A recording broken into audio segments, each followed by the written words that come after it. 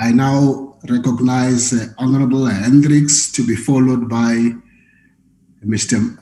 Honorable Milham. Why did I call you Mike Milham? You seem to be Kevin here today. Have you changed your name? So you are recognized after Honorable Hendricks, followed by Honorable Van Minen, followed by Honorable Heron, in that order. Thank you very much, Honorable Chair. Honorable Chair, I'm sure that you won't have a quarrel if we go beyond just talking about double jeopardy, if I understand you correctly. First of all, Chair, I would like to thank you for your leadership over the past few days. You held back at the beginning, but later on you speeded up things. So we won't be here until Jesus comes home. So thank you very much for that, Honorable Chair.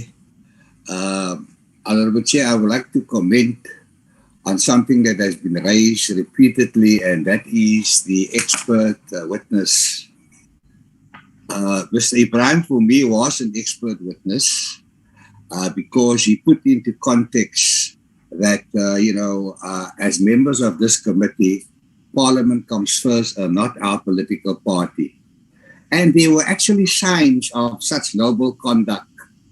And I'm sure we will see more of that. Even Dr. Mulder was recognized by the advocate as moving in that direction with his famous 6 questions, or 7 that he raised. However, the expert witness, there was a shortfall. Maybe we expected too much from the expert witness. We expected the expert witness to focus on what I call alternative dispute resolution, because as you know, Honorable Chair, that the core of the Office of the Public Protector in Jama-ah's view, and the personality of the Public Protector got her the job. And that is doing the extraordinary. Now, I would like to clarify that and maybe think about what happens at the CCMA, which is an excellent example of an alternative dispute resolution. But in this particular case, you find that this flexibility, this opportunity to do things like out of the norm is counterbalanced by the fact that there is direct access to the High Court, which is not necessarily the case in the CCMA. And so that is a nice balancing act that will satisfy, those of us that are very impressed with Roman law, Dutch law, Afrikaans law, Latin terms, which I personally feel that is not right for an inquiry of this nature. It must be balanced by African common law, African jurisprudence, and so on. Something that's getting traction in our country now, that we feel that one should have a people's parliament, a people's constitutional court. So why can't our inquiry set an example and be a people's inquiry? So that is my concern, that maybe we should look at bringing in an expert on, and I did write to the committee about this very early, that can tell us about alternative dispute resolution, the risks involved, and we know that the public protector took many risks. But in conclusion, Honorable Chair, I think the point came out very clearly yesterday that the public protector, is not a one-woman show. We must stop talking about one-man shows. It's not a one-woman show. That there's so many people involved, and the public protector, while the buck stops with her and before she signs, so many people are involved. and she raises concerns, even with other experts. Look at this, look at that. So we are, and this I mentioned earlier. And this committee must not destroy the office of a public protector.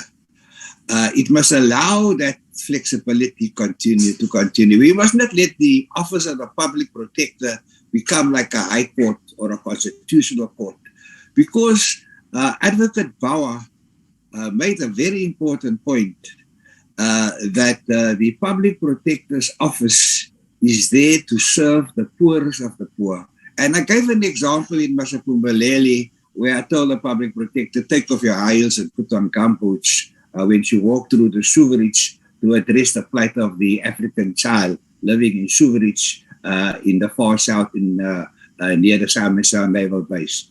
So in reflecting on what has happened, I am a bit concerned, that Parliament has overreached itself, that it gave directives and terms of reference to this committee, I think, to match the American system of Senate inquiries and so on.